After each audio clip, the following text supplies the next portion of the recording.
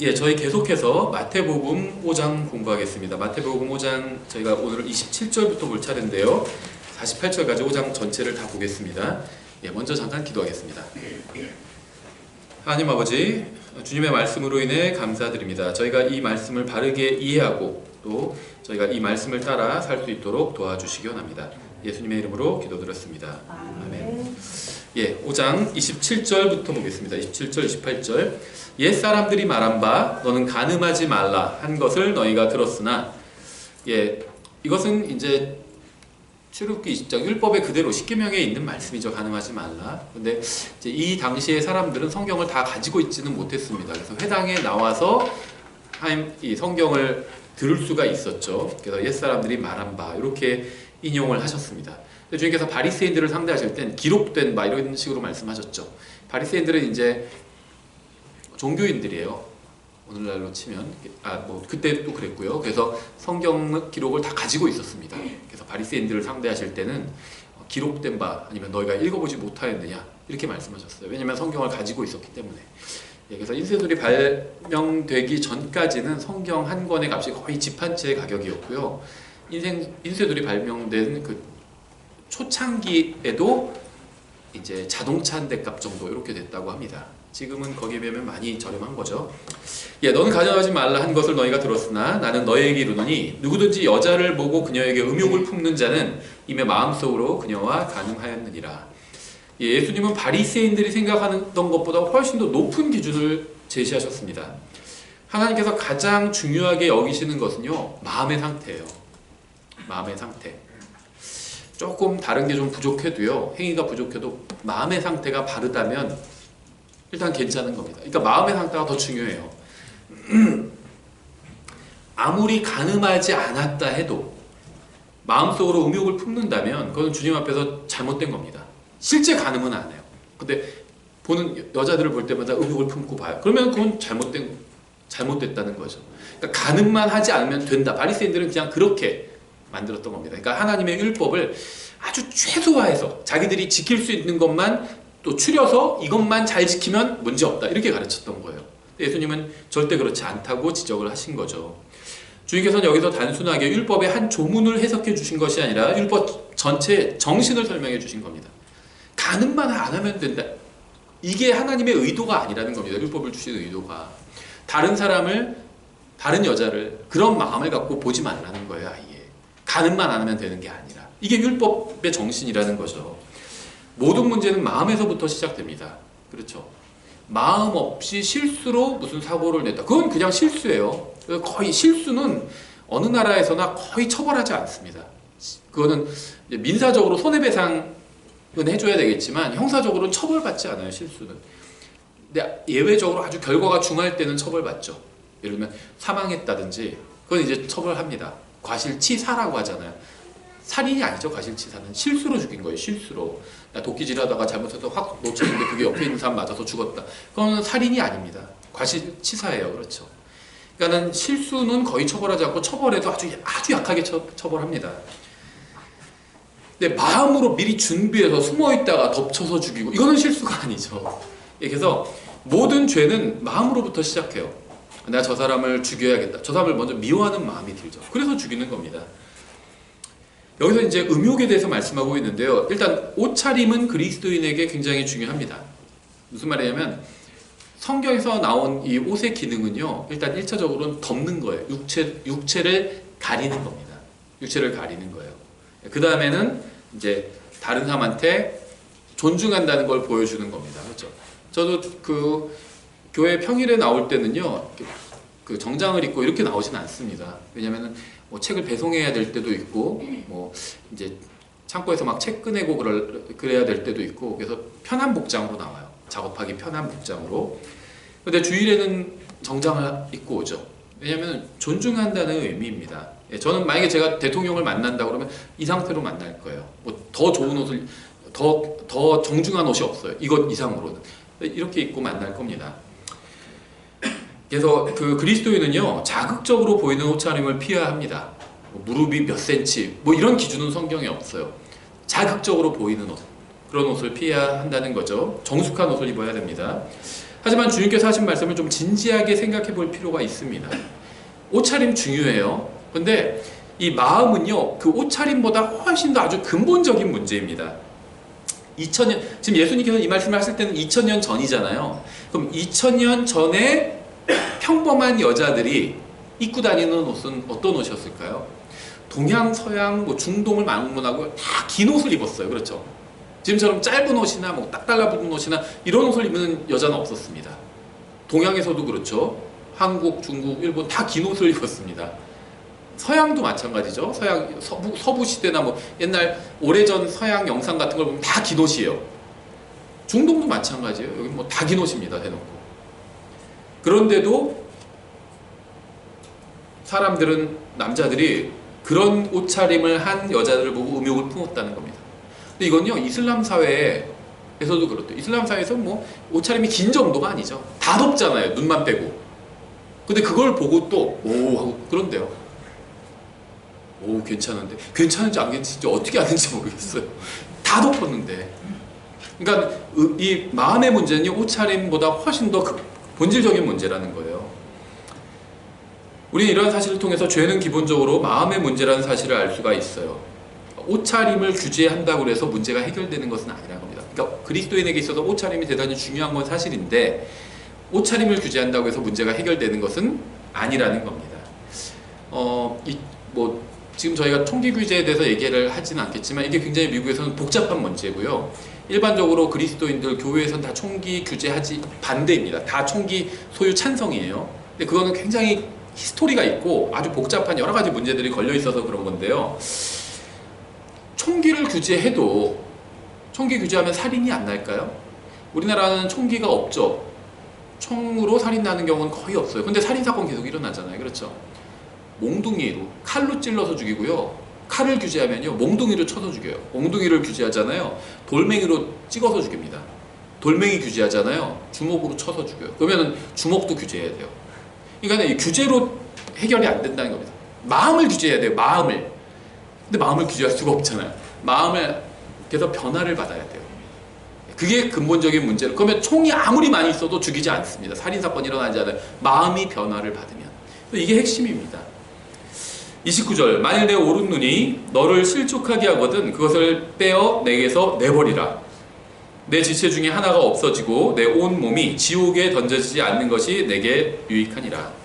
여호와의 증인들은요, 이 지옥의 존재를 믿지 않아요. 사람이 죽으면 어떻게 되느냐, 구원받지 못한 사람은 그냥 삭제된다, 파일이 삭제되는 것처럼 그렇게 주장을 하는데, 근데 실제로 파일이 삭제되지 않죠. 뭐 포렌식 해서 다 복구를 하잖아요. 그렇죠. 근데 하여튼 여호와의 증인들은 그렇게 주장하고요.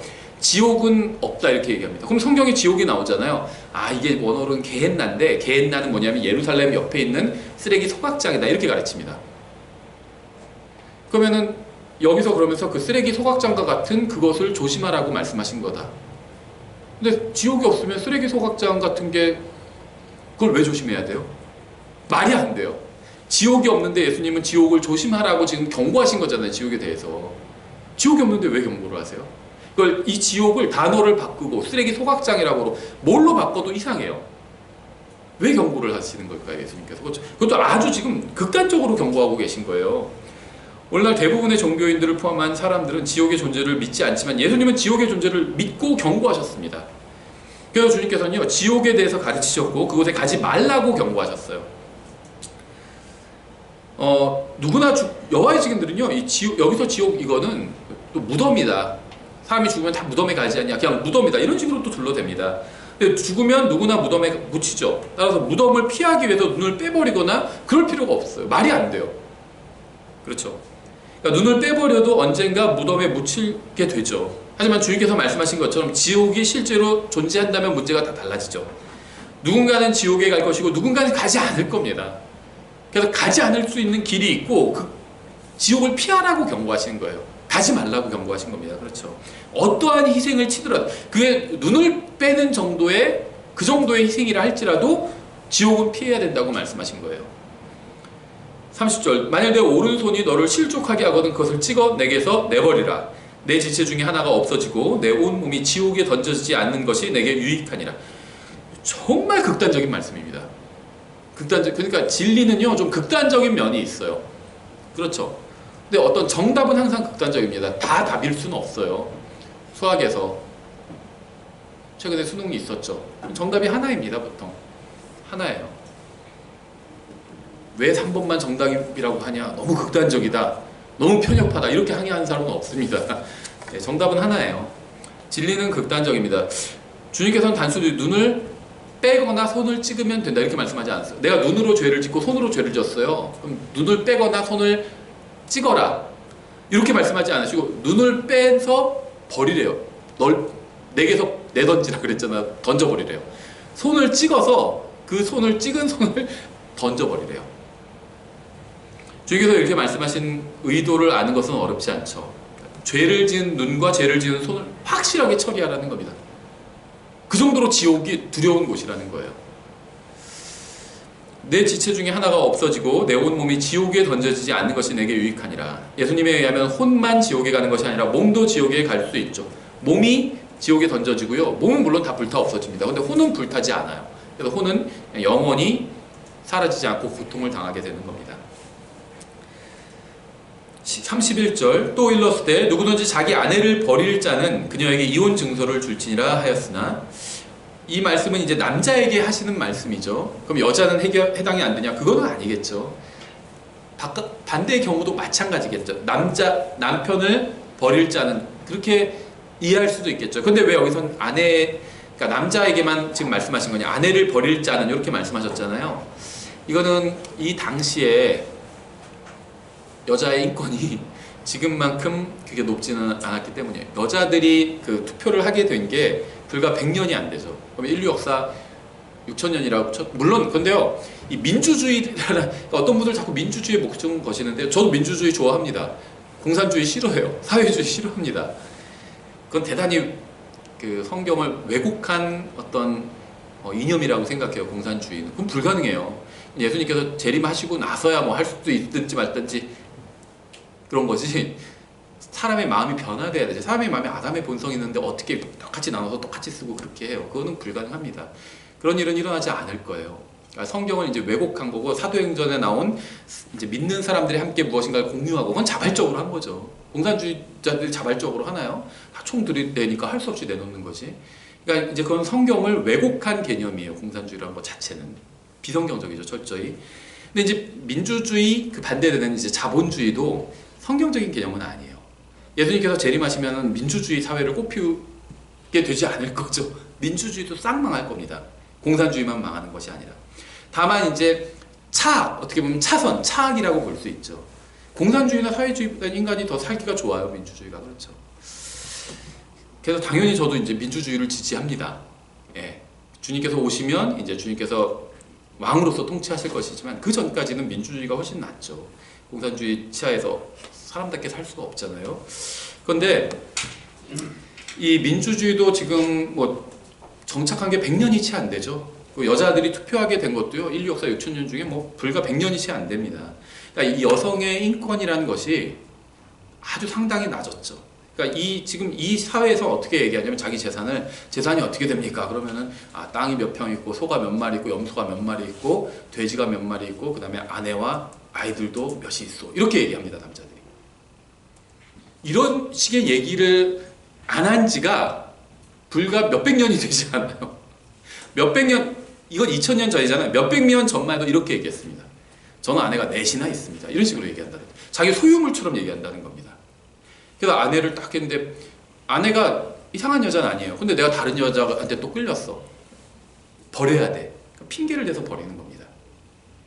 거기에 대해서 말씀하시는 거예요. 정당한 어떤 이유 없이 사랑하지 않는다든지, 뭐 말을 듣지 않는다든지, 가치관이 맞지 않는다든지, 이런 이유로 버리는 겁니다. 그러지 말라는 거예요. 그래서 이제 남자에 대해서 말씀하시는 건데, 오늘날에는 여자로 적용해도 전혀 문제가 없죠. 남자 여자를 바꿔서 적용해도 문제가 없죠.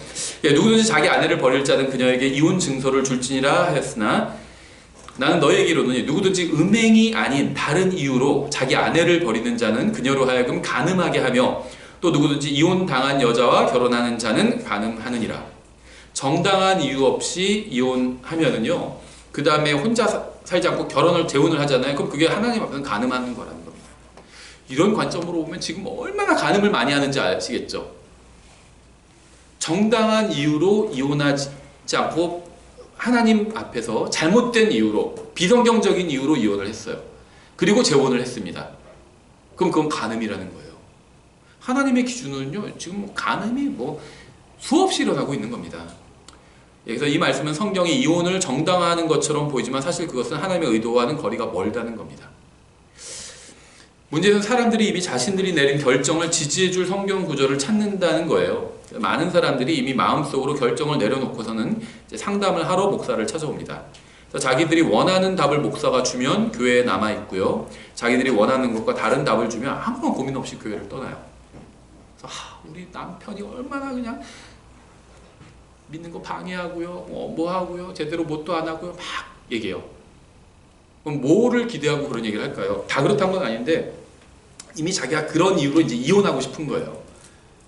그래서 이제 목사한테 동의를 구하는 겁니다. 그러면 목사가 정말 힘드셨겠어요, 자매님. 그런 남편은 버리고요. 하나님 잘 믿는 새로운 남편 만나시는 게 좋겠어요. 이런 얘기를 해줄 줄 알았는데 그렇게 얘기를 안 하는 겁니다. 그래도요. 그런 이유로 헤어지는 건 하나님께서 기뻐하시는 게 아닙니다. 하나님께서 허락하시는 일이 아니에요. 이렇게 하면 이제 마음에 안 드는 거예요. 교회를 떠나는 겁니다. 이거 교회가 여기만 있는 줄 아나? 이혼 잘했다고 하는 그런 교회 찾아가면 되지 뭐. 그럼 떠나버리는 거예요. 성경은 이혼의 문제에 대해서 굉장히 분명하게 말씀하고 있습니다. 사람들이 이 문제에 대해서 논쟁하는 이유는 구원에 관한 문제에 대해서 논쟁하는 것과 정확히 같아요. 성경은 구원을 인간의 행위가 아닌 하나님의 은혜로 받는다고 분명하게 말씀하죠.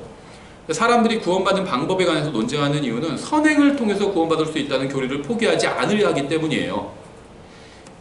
이제 구원 상담 일주일에 한 번 이상은 하게 됩니다. 한 번이나 두 번 정도 하게 되는데요. 이제 주로 전화로 하게 돼요.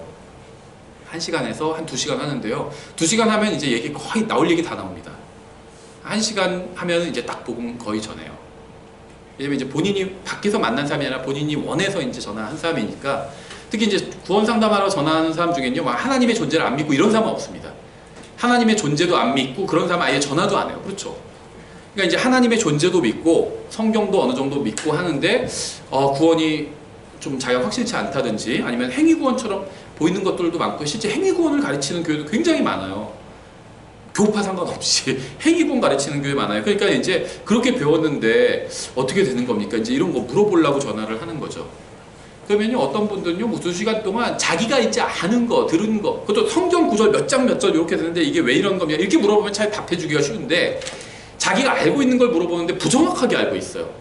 근데 성경에서는요, 그래도 사람이 행위가 있어야지 구원받는다고 꼭 말씀하고 있잖아요. 이런 얘기를 한다든지 아브라함이 그래도 의롭게 행위가 있어서 의롭게 되었잖아요. 이런 얘기를 한다든지. 그러니까 궁금한 거 다 물어봐요. 한 2시간은 걸려요, 그러면은.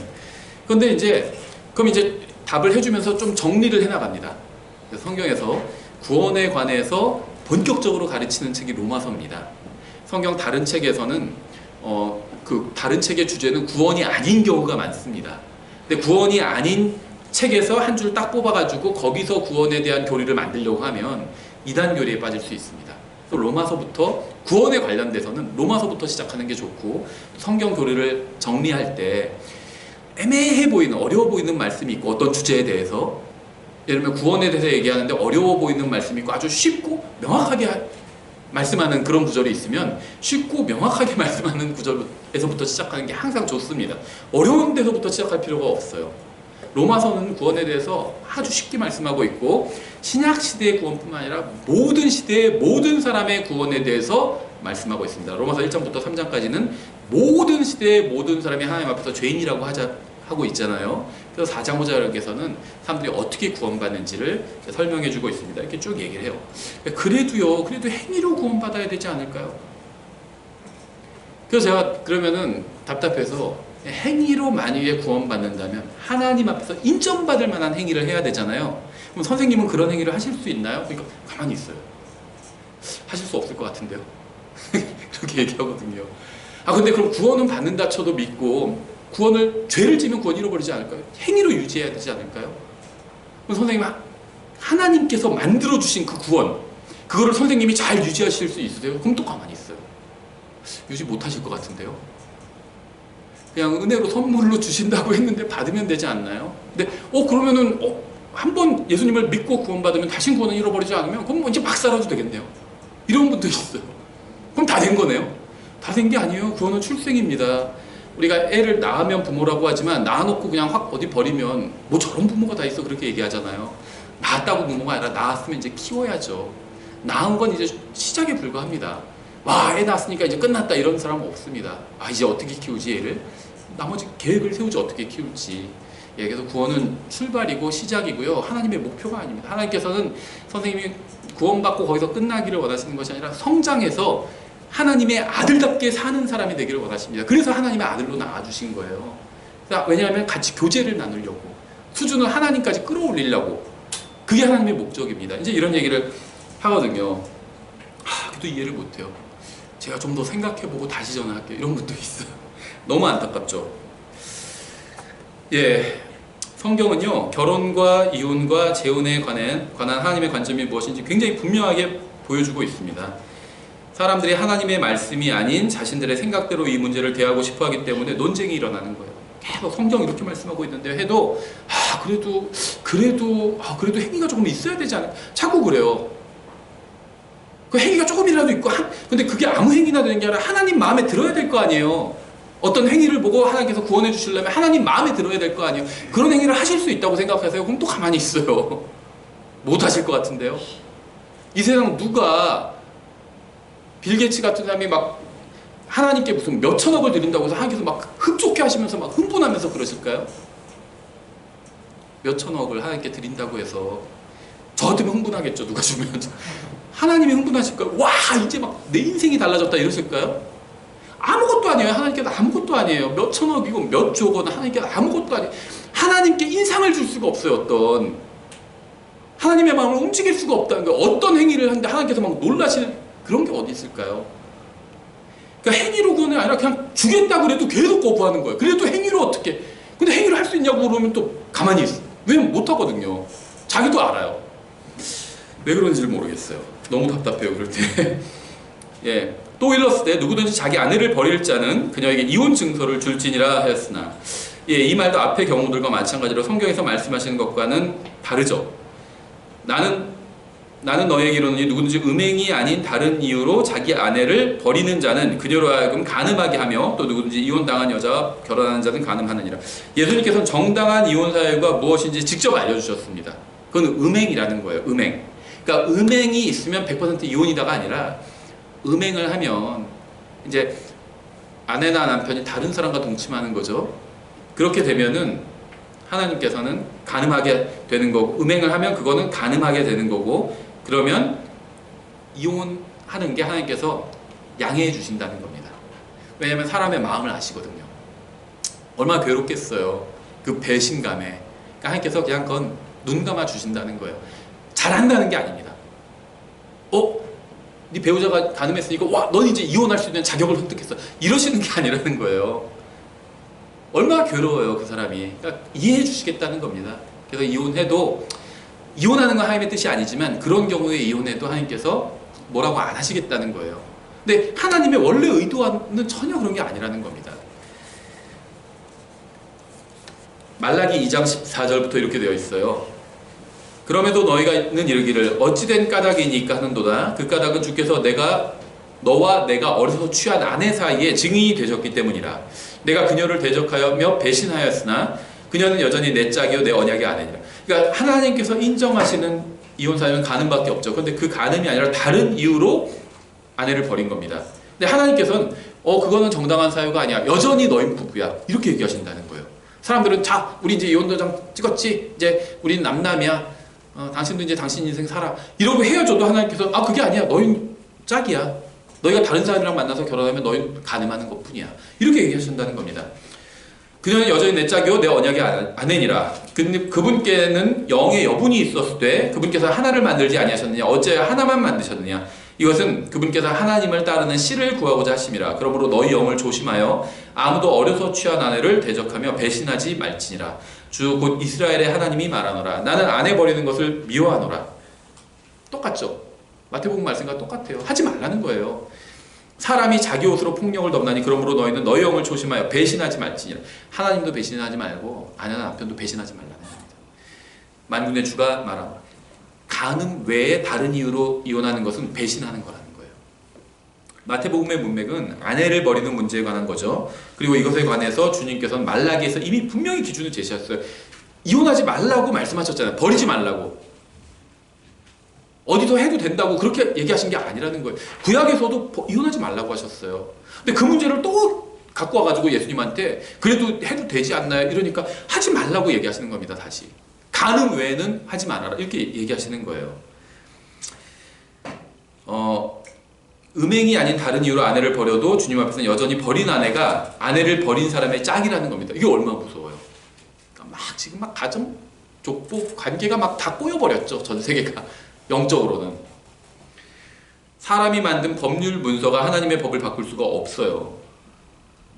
무슨 말씀하는 거예요? 우리 다 법원에서 다 이혼 확정 판결 받았는데 그건 사람이 만든 서류죠. 하나님께서 인정 안 하신다는 겁니다. 주님께서 인정하시는 정당한 이유 없이 이혼한 자가 다른 사람과 재혼하면 그건 그저 간음하는 것에 지나지 않다는 겁니다. 하나님께서는 이혼에 관한 지침을 정말 확실하게 주셨습니다. 구원받은 사람은 이혼 문제에 대해서 세상 법률이 아니라 먼저 하나님의 말씀에 따라야 합니다. 고린도전서 6장 1절 이렇게 되어 있어요. 너희 중에 누가 다른 사람과 문제가 있을 때 감히 불의한 자들 앞에서 고소하고 성도들 앞에서 하지 아니하느냐. 세상 판사 앞에를 말하는 거예요. 불의한 자들 앞에서가. 5절 내가 너희를 부끄럽게 하려고 말하노라. 너희 가운데 지혜로운 사람이 하나도 없다니 그 말이 사실이냐. 자기 형제들 사이에서 판단할 수 있는 자가 단 하나도 없느냐. 하나님께서는 아주 제한적인 경우에만 남편과 아내가 헤어질 수 있게 하셨습니다. 사랑하지 않는다던가 원하는 것을 해주지 않는다던가 언어폭력을 행사한다던가 신실하지 않다는 것은 주님께서 인정하시는 정당한 이혼 사유가 아닙니다. 너무나도 많은 경우에 인간의 법이 하나님의 법을 훼손하는데 이혼에 관한 것은 특히 더 그래요. 그리스도인은 사람의 법보다 먼저 하나님의 법을 따라야 합니다. 하지만 안타깝게도 대부분의 경우에 그렇게 행하고 있지 않죠. 마태복음 19장도 이혼에 관한 문맥인데요. 오늘 그 마태복음 5장과 같아요. 주님의 뜻은 항상 같습니다. 주님께서 항상 똑같이 말씀하셨어요. 이 문제에 대해서는. 마태복음 19장 3절 바리새인들도 그분께 나와 그분을 시험하여 그분께 이르되 남자가 무슨 이유로든 자기 아내를 버리는 것이 율법에 맞나이까 하매 그분께서 대답하여 그들에게 이르시되 처음에 그들을 만드신 분께서 그러니까 하나님의 율법을 만드신 분의 의도를 얘기해주고 계신 겁니다. 의도를 따라야 돼요. 의도. 그렇죠?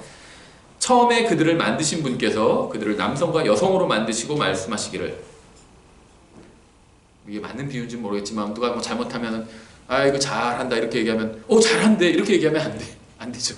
의도를 생각해야죠. 이건 잘한다는 얘기가 아니구나. 잘 못한다는 얘기구나. 의도를 생각해야 돼요. 의도를 얘기해 주시는 겁니다. 이런 까닭에 남자가 아버지 어머니를 떠나 자기 아내와 연합하여 그들 둘이 한 육체가 될지니라 하신 것을 너희가 읽지 못하였느냐. 바리새인들에게 읽지 못하느냐 이렇게 정확히 얘기하셨죠. 성경 갖고 있는 사람들이에요. 그런즉 그들이 더 이상 둘이 아니요 한 육체이니 그러므로 하나님께서 짝지어 주신 것을 사람이 나누지 못할지니라 하시거늘 그들이 그분께 이르되 그러면 어찌하여 모세는 이혼 증서를 주어 그녀를 버리라고 명령하였나이까. 이혼하는 건 하나님의 뜻이 아닌데요. 제한적으로 이혼 증서를 써서 이혼할 수 있다 이렇게 한 거죠. 근데 그렇게 했던 이유를 설명해 주신 거예요. 하니 그분께서 그들에게 이르시되 모세가 너희 마음이 강팍함으로 너희 아내를 버리도록 너희를 허락하였으나 이혼 증서도 써서 주지 않고 그냥 버리면요 그 버림당한 여자의 어떤 법적인 지위가 굉장히 불안정하잖아요. 버려놓고는 자기는 우린 이혼했어 하고 다른 여자랑 또 결혼하죠. 남자 기준으로 지금 얘기를 하는 거예요.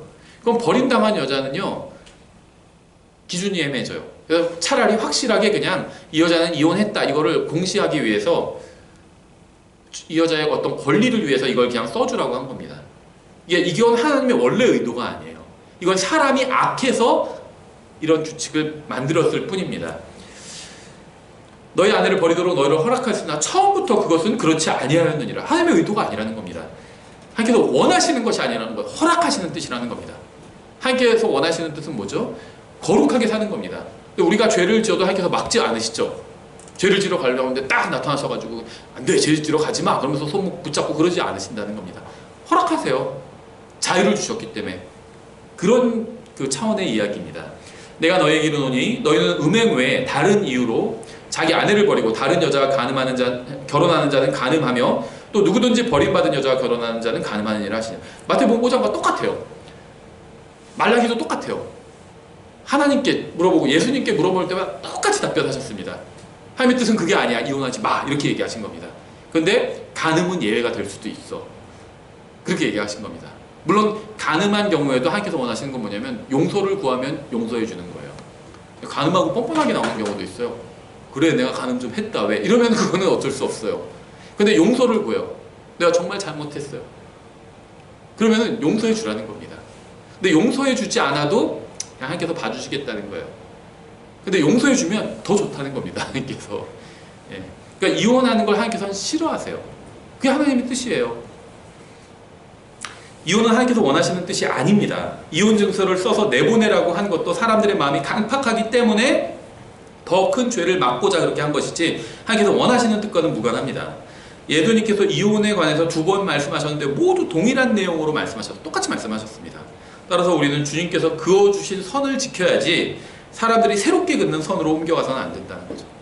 사람들이 그은 선은요 막 다양해요. 혼인을 뭐 계속할 수 없는 뭐 그 밖에 기타 이유 뭐 이런 걸로도 이혼되잖아요. 그 하나님께서 인정하시는 게 아닙니다. 사람들은 인정해도 하나님께서 인정 안 했어요. 그런 거. 주님께서 분명하게 음행의 이유 외에 다른 이유로 이혼하는 것은 잘못되었다는 점을 지적하셨습니다. 음행의 경우에는 정당한 이혼 사유가 되기는 하지만 용서할 수 있다면 용서하는 것이 하나님께서 원하시는 겁니다. 하나님께서 우리를 용서해 주셨고 우리도 주님께서 하신 것처럼 다른 사람을 용서하기를 원하세요. 이것이 주님께서 우리를 사랑하신 방식이기도 하죠. 에베소서 5장 25절이죠. 남편들아 너희 아내 사랑하기를 그리스도께서 교회를 사랑하사 교회를 위하여 자신을 주신 것 같이 하라. 주님께서 우리를 수없이 용서해 주셨어요. 주님께서 우리에게 용서를 구하는 다른 사람을 우리도 이렇게 주님께서 우리를 용서해 준 것처럼 그렇게 용서해 주기를 원하십니다. 우리가 주님께 지은 죄들은 주님께서 우리를 쫓아내기에 충분한 것들이에요. 하지만 주님께서는 우리를 용서해 주시고 다시 받아주셨습니다. 이것이 우리를 향한 주님의 사랑입니다. 그래서 주님께서는 우리도 다른 사람을 이렇게 남편이나 아내를 이렇게 용서하기를 원하시는 겁니다. 용서를 구하지 않으면 어쩔 수 없어요. 용서 구하지 않는데 억지로 용서할 수는 없습니다. 하나님께서도 그렇게 용서하진 않아요. 그건 용서가 아닙니다. 용서를 구하지 않는 사람을 용서하는 건 용서가 아니에요. 용서를 구하는 사람을 용서할 수 있는 거죠. 고린도전서 이혼과 관련해서 고린도전서 7장의 문맥도 한번 읽고 지나가겠습니다. 고린도전서 7장 12절 그러나 나머지 사람들에게는 주가 아니라 내가 말하노라. 사도 바울은요 지금 이 이야기가 그냥 자기의 권면이라고 이렇게 생각하고 권면을 했지만 이게 성경에 기록되었죠. 그래서 이거는 하나님의 말씀입니다. 바울은 내가 말하노라 이렇게 얘기하지만 하나님께서는 이 말을 이건 내 뜻과 동일해. 그래서 하나님께서 성령으로 사도 바울이 이런 말을 하다로 이렇게 하신 거예요. 그래서 하나님의 말씀이에요. 이건 바울의 의견이 아니에요. 만약 어떤 형제에게 믿지 않는 아내가 있는데 그녀가 그와 함께 살기를 기뻐하거든 그는 그녀를 버리지 말며 또한 여자에게 믿지 않는 남편이 있는데 그가 그녀와 함께 살기를 기뻐하거든 그녀는 그를 버리지 말라. 정말 심각한 이단들이 있잖아요. 다 남편이나 아내가 같은 교회에 나오지 않으면 이혼해라 이렇게 가르쳐요. 거의 99% 다 그래요. 심각한 이단들. 성경은 뭐라고 그래요? 믿지 않는 남편이 있어도 그가 함께 살기를 원하거든 버리지 말라고 말씀하고 있잖아요. 믿지 않는 남편은 아내로 말미암아 거룩히 구별되고 믿게 될 수도 있어요. 복음전에서 믿지 않는 아내는 남편으로 말미암아 거룩히 구별되었나니 그러니까 결혼할 때 그리스도인은 그리스도인과 결혼해야죠. 구원받은 사람은 구원받은 사람과 결혼해야 되지만 믿지 않았을 때 결혼했는데 내가 구원받게 됐을 수도 있죠. 그랬을 때 믿지 않는 상대 배우자를 버리지 말라는 겁니다. 같이 살기를 원하면 같이 살으라는 거예요. 그리고 복음 전하면 되잖아요. 그렇지 않으면 너희 자녀들도 부정하였을 터이나 이제 그들이 거룩하니라. 그러나 믿지 않는 자가 떠나거든 떠나게 하라. 형제나 자매나 그런 경우에 속박을 받지 아니하느니라. 그러나 하나님은 화평에 이르도록 우리를 부르셨느니라. 믿지 않는 사람이 그냥 도망가 버렸어요. 예수님을 믿지 않는 건지 하나님 말씀을 믿지 않는 건지 그건 몰라요. 하여튼 믿지 않는 겁니다. 그럼 그건 어떻게 할 수가 없다는 겁니다. 어떻게 해요? 도망가는데 지구 끝까지 찾으러 쫓아갈 수가 없어요. 왜 그런 줄 아세요? 찾으러 가면요 딱 그 접근 금지 명령 뭐 이런 것도 딱 떨어져요. 못 쫓아가요. 네. 배우자 중에 한 명이 도망가도요 따라갈 수가 없어요. 쫓아가면요 접근 금지 명령 떨어져요. 법원에 신청해가지고 법원에서 딱 접근 금지예요. 싫다는데 왜 쫓아가?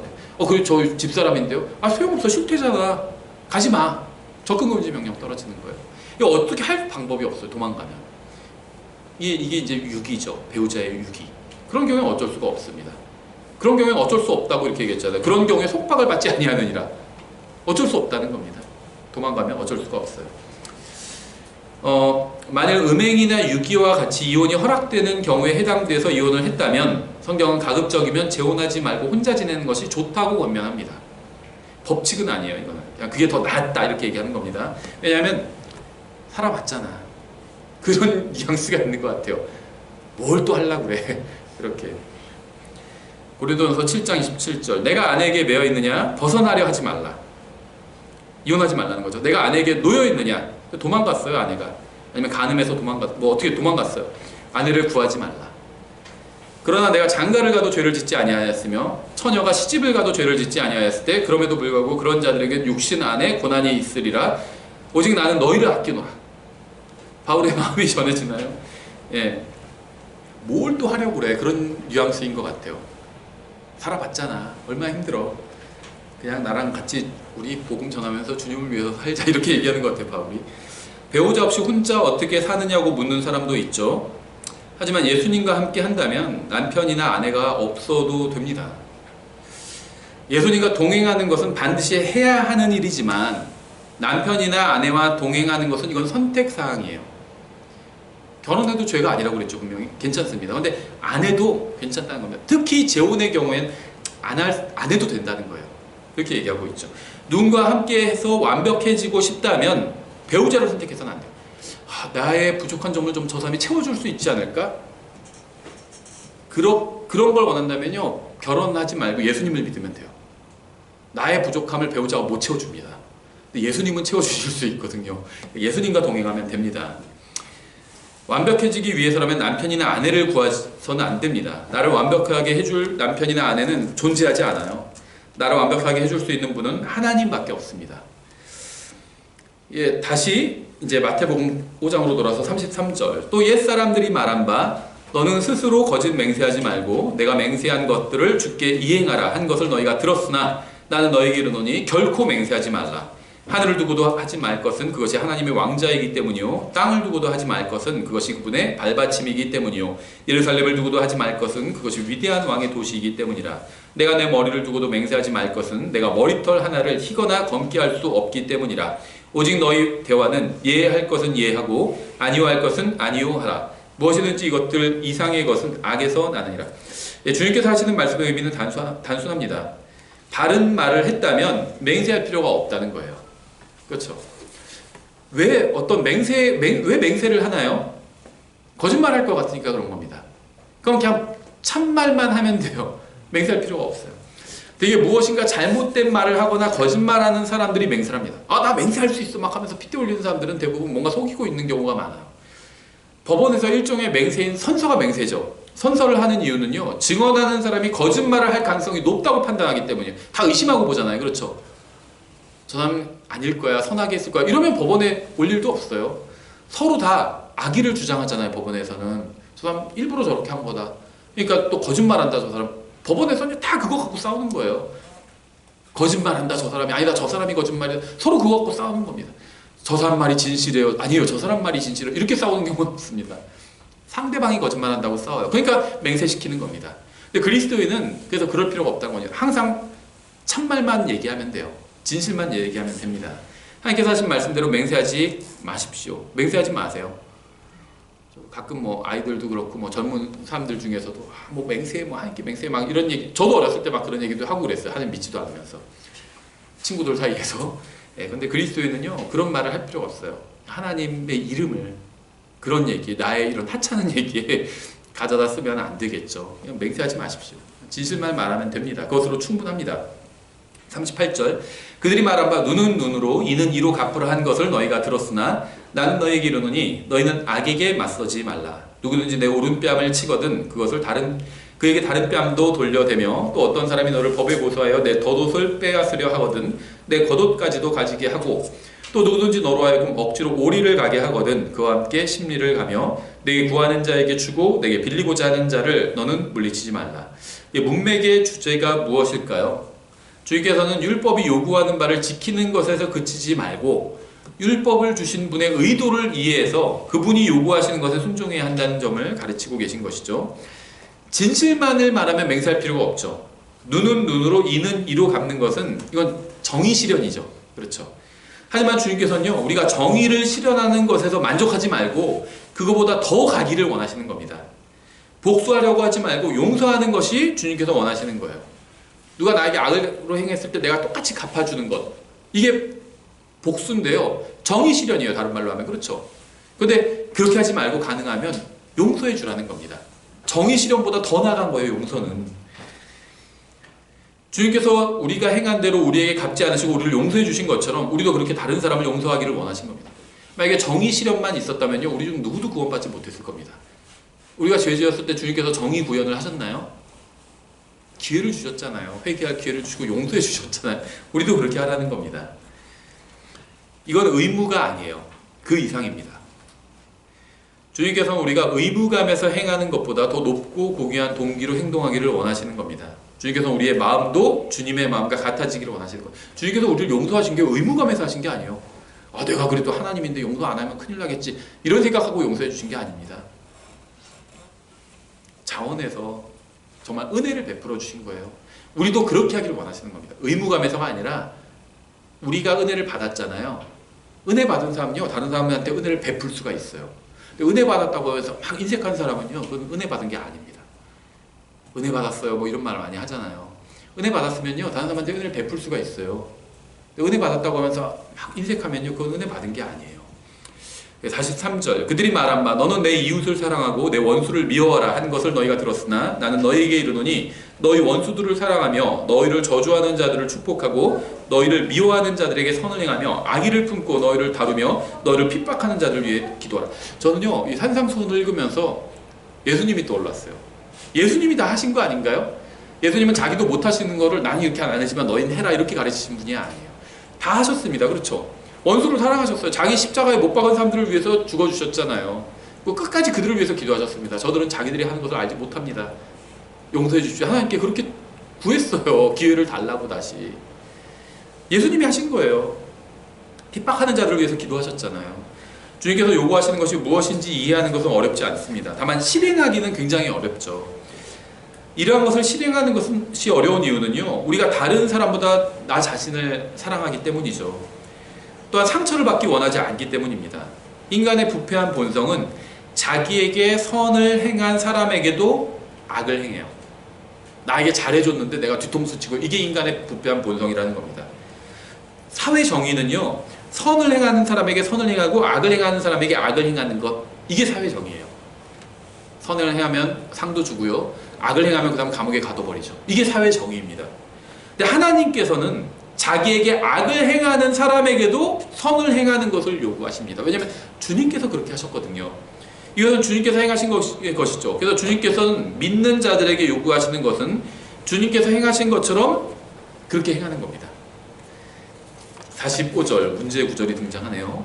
그리하면 너희가 하늘에 계신 너희 아버지의 아이들이 되리니 그분께서는 자신의 해를 악한 자 선한 자 위에 떠오르게 하시며 비를 의로운 자 불의한 자 위에 내려주시느니라.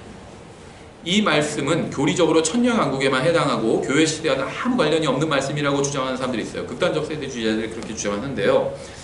우리는 예수님을 이미 믿고 이미 하나님의 아들이 되었기 때문에 이 말씀은 우리에게 상관이 없다. 왜냐하면 여기서는 이렇게 행해야 하나님의 아들이 된다, 이렇게 아이가 된다, 이렇게 말하고 있지 않냐, 이런 주장을 합니다.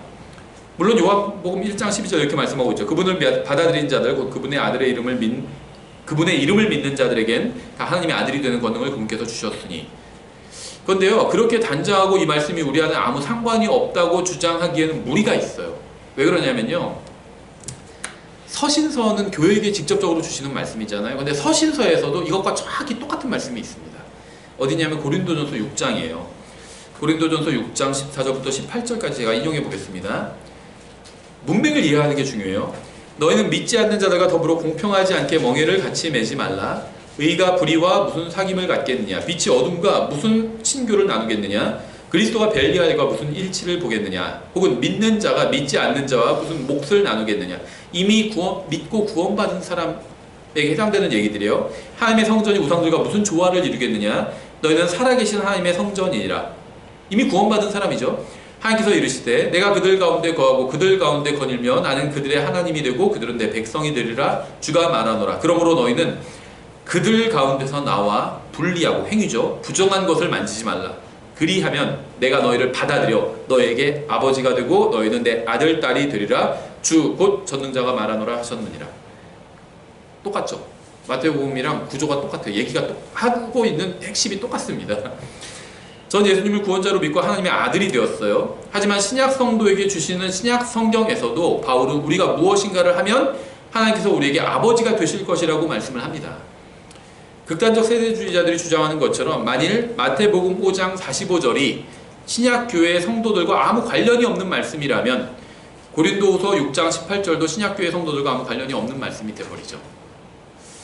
우리는 하나님께서 말씀하시고자 하는 것이 무엇인지 의도를 파악해야 합니다. 마태복음 5장과 고린도후서 6장의 말씀은 구원받아 하나님의 아들이 되는 문제를 다루고 있는 것이 아니라 아버지와 아들이 누리는 교제의 문제를 다루고 있어요. 그 사람들이 그것을 이제 보게 되는 것을 다루고 있습니다. 그래서 제가 오전 설교할 때 성경에서 예수님에 관해서도 지극히 높으신 하나님의 아들이라 불리리라 이런 식으로 말씀하고 있죠. 예수님이 구원받는다는 얘기가 아니죠. 예수님은 하나님의 원래 아들이에요. 영원 전부터 아들 하나님입니다. 그런데 예수님에 관해서도 성경은 지극히 높으신 하나님의 아들이라 불린다고 말씀하고 있어요. 구원에 관한 문맥이 아니에요. 성경에서 하나님의 아이라 불린다, 아들이라 불린다 이런 식으로 표현한 것들은요 구원에 관한 문맥이 아닙니다. 고린도전서 6장은요 구원에 관한 교리를 설명하고 있지 않아요. 문맥을 보면 교제에 관한 문맥이에요. 의와 불의와 어찌 함께하며 교제 나누지 말라는 거예요. 세상 사람들과 상종도 하지 말라는 거 그런 말이 아니에요. 교제를 나눌 수 없다는 겁니다. 교제를 타협하지 말라는 거예요. 이 마태복음 5장도 마찬가지예요. 이 구원에 관한 문맥이 아니에요. 어디서 구원이라는 말이 나오지 않아요. 극단적인 세대주의자들 마태복음 5장에 그리스도인과는 아무 관련이 없다고 하지만 고린도후서 6장에도 비슷한 말씀이 나와요. 우리는 하나님께서 말씀하시고자 하는 것이 무엇인지 의도를 파악해야 합니다. 의도. 마태복음 5장과 고린도후서 6장의 말씀은 구원받아 하나님의 아들이 되는 문제를 다루고 있는 것이 아니라 아버지와 아들이 누리는 교제의 문제를 다루고 있어요. 아버지와 아들의 관계로 하나님과 교제를 누리기 위해서는 그분의 말씀에 순종하고 그분의 뜻대로 행하는 것이 중요합니다. 그분을 기쁘시게 해야 그분과 아버지와 아들이 나누는 교제를 누릴 수 있는 거예요. 하나님과 친밀한 교제를 나누고 싶거든 하나님의 아들답게 살아야 합니다. 왜냐하면 하나님은 수준을 낮추지 않으실 거거든요. 하나님은 우리처럼 죄인이 되지 않으실 겁니다. 우리가 수준을 높여야 돼요. 그럼 어떻게 높이면 되냐? 하나님의 말씀대로 하면 됩니다. 말씀에 순종하면 돼요. 그럼 하나님과 교제가 있게 됩니다. 하나님의 말씀을 읽지도 않고 믿지도 않고 이교도들처럼 살면은 구원받았다 할지라도 하나님의 자녀로서 얻는 기쁨을 누리면서 살지 못한다는 겁니다. 45절 그리하면 너희가 하늘에 계신 너희 아버지의 아이들이 되리니 그분께서는 자신의 애를 악한 자와 선한 자 위에 떠오르게 하시며 비를 의로운 자와 불의한 자 위에 내려주시는 문맥이 뭐예요? 하나님께서 우리를 선하게 대해주신 것처럼 다른 사람들에게도 선하게 대해주라는 겁니다. 하나님이 그렇게 하셨잖아요. 우리는 하나님과 함께 영원히 함께 할 사람들이에요. 하나님께서는 자기가 한 것처럼 우리도 그렇게 하길 원하십니다. 같은 수준으로 영원히 교제를 나누기 원하시는 거예요. 하나님은 악한 자들에게도 선하게 대해주시는 분입니다. 하나님께서는 주님을 믿지 않는 사람들에게도 최선의 것을 주시는 분이에요. 그래서 주님께서 우리의 마음도 주님의 마음처럼 되기를 원하시는 겁니다. 이게 문맥이에요. 구원에 관한 얘기가 아니에요. 여기 갖다 붙여도 이거 행위구원 아니에요? 이렇게 얘기하면 곤란하다는 겁니다. 46절 왜 곤란한 줄 아세요? 구원받지 않은 사람이요 이런 행위를 할 수가 없어요. 구원받지 않은 사람 여기서 지금 하나님의 아들답게 살면은 그럼 하나님의 아들이 될 것이다 이런 식으로 이해하는 거잖아요. 구원받지 않은 아담의 본성을 가지고 있는 아담의 본성만 가지고 있는 사람은요 이렇게 할 수가 없습니다. 하나님의 아들답게 살 수가 없어요. 지금 이 마태복음 5장의 문맥이나 고린도서 6장의 문맥은요 하나님의 아들답게 살면 하나님의 아들이라고 불린다고 말씀하고 있거든요. 근데 구원받지 않은 사람은 하나님의 아들답게 살 수가 없어요. 그럼 누가 하나님의 아들답게 살 수 있는 줄 아세요? 성령님께서 거주하시는 사람, 성령님께서 안에 들어오셔야 하나님의 아들답게 살 수가 있어요. 구원에 관한 문맥이 아닙니다. 문맥 어디서 고린도서도 그렇고요. 고린도서 교제에 관한 문맥이죠. 사귐에 관한 문맥이에요. 마태복음 5장은요. 율법에 표면적으로 기록된 것 이상의 율법을 주신 분의 의도가 무엇인지 설명하고 있는 겁니다. 그래서 그 의도대로 행하면 아버지와 아들의 교제를 누릴 수 있다는 거예요. 문맥을 파악해야 된다. 문맥을. 46절부터 48절까지. 너희가 너희를 사랑하는 자들을 사랑하면 무슨 보상을 받겠느냐? 세리들도 바로 그 일을 하지 아니하느냐? 하나님께서 우리를 사랑해 주셨죠. 먼저 사랑해 주셨어요. 왜 사랑해 주셨죠? 우리가 하나님을 사랑해서 사랑하신 게 아니에요. 우리도 하나님을 미워하고 하나님의 원수였습니다. 근데 우리를 사랑해 주셨잖아요. 그렇게 하라는 거예요. 그렇죠? 또 너희가 너희 형제에게만 무난하면 다른 사람들보다 더 많이 하는 것이 무엇이냐? 세리들도 그렇게 하지 아니하느냐? 그러므로 하늘에 계신 너희 아버지께서 완전하신 것 같이 너희도 완전하라. 성령님께서 우리 안에서 일하시고요. 우리가 성령님께 내어드리면 우리도 완전해질 수 있어요. 근데 성령님 없이 우리 힘으로는 완전해질 수가 없습니다. 구원의 조건이 아니라는 거예요. 이건 불가능한 거예요. 성령님께서 함께 하실 때만 우리가 예수님처럼 닮아갈 수가 있는 겁니다. 하나님의 기준은 높아요. 하나님께서 믿는 자들에게 요구하시는 기준도 높습니다. 이것은 구원의 기준이 아니라 하나님과 나누는 교제의 기준입니다. 우리가 주님의 말씀에 순종해서 주님의 뜻대로 살면 살수록 주님과 더욱 친밀한 교제를 나누게 될 것입니다. 마태복음 5장에 걸쳐서 예수님께서 강조하신 것은 무엇일까요? 바로 마음이 어떤 상태에 있느냐는 겁니다. 구원이 아니에요. 구원이 주제가 아닙니다. 마음의 상태가 주제예요. 주님 앞에서 바른 마음을 갖고 있는 사람은요, 뭐 맹세할 필요도 없고요. 그렇죠. 음욕을 품지도 않아요. 그 다른 사람이 나에게 악하게 대도요, 선하게, 하나님께서 하신 것처럼 선하게 대합니다. 이게 마태복음 5장의 주제예요. 단순히 율법의 요구를 지키는 것에서 만족하지 않습니다. 주님 앞에서 바른 마음을 갖고 있는 사람은 주님께서 우리를 사랑하시는 것처럼 다른 사람을 사랑하려고 합니다. 그렇죠? 이것이 바로 마태복음 5장의 핵심입니다. 기도하고 마치겠습니다. 기도하겠습니다. 하나님 아버지, 주님께서 주신 말씀으로 인해 감사드립니다. 저희가 주님의 말씀에 순종하여 주님의 뜻대로 살 수 있도록 도와주시고, 또 정말 저희가 주님의 말씀에 온전히 순종함을 통해서 주님을 또 기쁘시게 해드릴 수 있도록 도와주시기 원합니다. 감사드리며 예수님의 이름으로 기도드렸습니다.